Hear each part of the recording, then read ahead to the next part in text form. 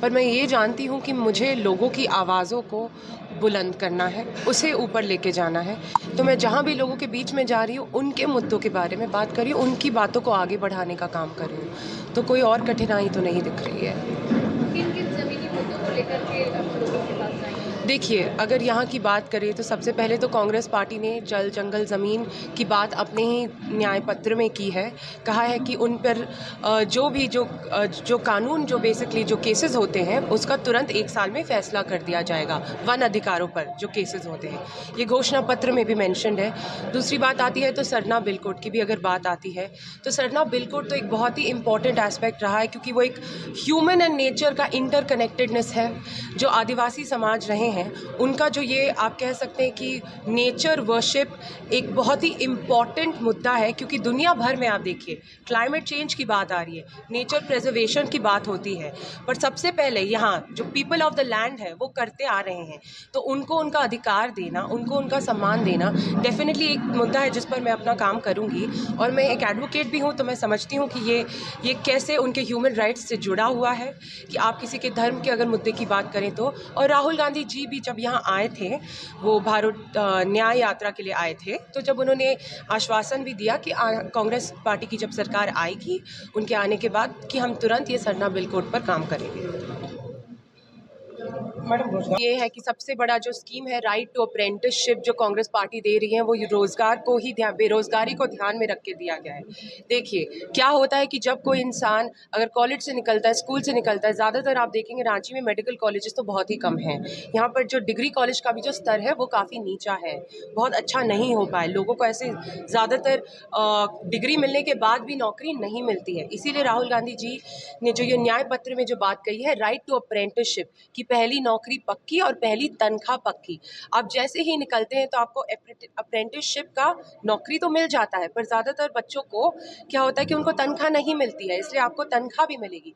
तो ये बेरोजगारी को हटाने का एक बहुत बड़ा कदम है, क्योंकि जब आपको पहली नौकरी मिल जाती है तो आपके आगे का पाथ जो है वो खुल जाता है। दूसरी बात आती है कि बहुत सारे युवा को स्टार्टअप करने में इंटरेस्ट है, इनको एंटरप्रेन्योर बनने में इंटरेस्ट है, कि खुद का हम बिजनेस करें, खुद का कोई भी लेवल पे हो, वो इंडस्ट्रियल लेवल पे हो या वो छोटा हो, पर जो भी युवा अपना खुद का बिजनेस करना चाहते हैं, 5,000 करोड़ का स्टार्टअप फंड सिर्फ युवाओं के लिए कांग्रेस पार्टी क्रिएट कर रही है। तो ये बहुत बड़ा एक वो है। दूसरी बात करते हैं अगर झारखंड की, तो झारखंड में जो स्पोर्ट्स का जो आप कह सकते हैं उभरते खिलाड़ी हैं, उन पर कभी ध्यान नहीं दिया गया है। पिछले 10 साल में सरकार ने झारखंड के स्पोर्ट्स के लिए, और वो युवा से बहुत बड़ा जुड़ा एक पार्ट है जिस पर कोई काम नहीं हुआ है, इससे उभरते खिलाड़ियों को भी 10,000 रुपये पर महीना कांग्रेस पार्टी देगी। अगर देखेंगे कि आप सक्षम हैं और आप बहुत अच्छा कर रहे हैं स्पोर्ट्स में, तो ये बहुत ही अच्छी एक आप कह सकते हैं राइट डिसीजन है, इन द राइट स्टेप। फिर बात आती है कि नौकरियों की, सरकारी नौकरी भी नहीं है लोगों के पास। देखिए प्राइवेट नौकरी में तो क्या होता है कि आपको नौकरी जनरेशन करने के लिए इंडस्ट्री को सेटअप करने की ज़रूरत है, इकोनॉमी को बढ़ाने के लिए भी इंडस्ट्री को सेटअप करेंगे तभी तो लोगों को रोज़गार मिलेगा। पर सरकारी नौकरी ऐसी बहुत सारी नौकरियां हैं जहां पर वैकेंसी में है, कोई है ही नहीं, सीट खाली पड़ी है। तो इन सीटों को भी 30 लाख सीट है करीब, जो भरा जाएगा, ये भी न्याय पत्र में मेंशन है। और देखिए राहुल गांधी जी ने एग्जैक्टली ये सब जो बातें कही हैं वो युवाओं के प्रॉब्लम्स को टैकल करने के लिए, जैसे कि जेईई नीट के भी जो एग्जाम्स होते हैं उनके भी जो पेपर लीक का मुद्दा है, उस पर एक बहुत मजबूत कानून बनाने की बात कही है। क्योंकि जब तक आपके पास एक स्ट्रिक्ट लॉ होगा तो फिर उसका जो वो है कि पेपर लीक हो जाते हैं और कहाँ से सोर्सेज बदल जाते हैं, तो वो भी सरकार हैंडल करेगी। कि अगर पेपर सरकार के थ्रू जाएगा तो उससे लीक होने के चांसेस कम हो जाते हैं, और अगर कानून होगा तो आप कह सकते हैं कि कार्रवाई भी होगी। तो ये सब बहुत बड़े मुद्दे हैं। Thank you.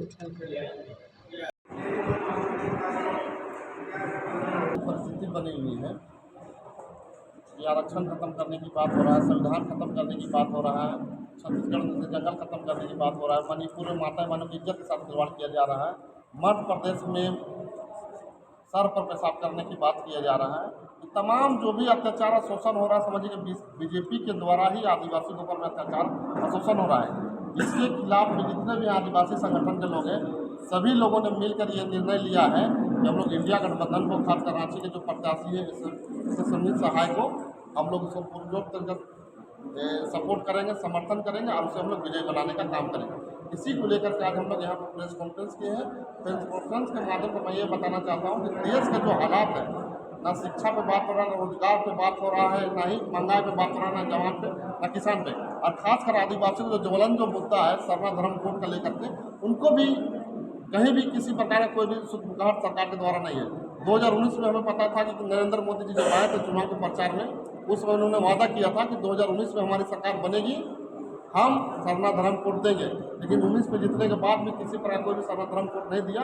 इसीलिए आज आदिवासी पूरी तरह से आक्रोशित है और इंडिया गठबंधन को लोग जोर तरीके से समर्थन करेंगे और विजय बनाने का काम करेंगे। प्रधानमंत्री के कार्यक्रम में शामिल थे बाइक में, क्या उनके सामने भी सरना धर्म कोड अभी हम लोग उस पर विषय पर निर्णय लेंगे। और ये तो हमारा शुरू से ही मांग है, पुराना मांग है हमारा सरना धर्म कोड का।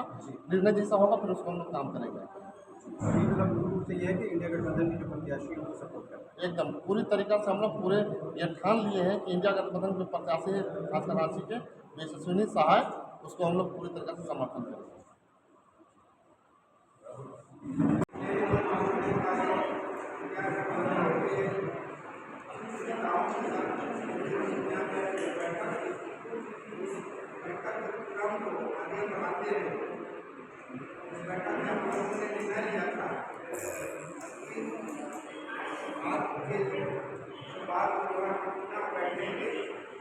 बैठ करके जो आगे का कार्यक्रम को बढ़ाना है।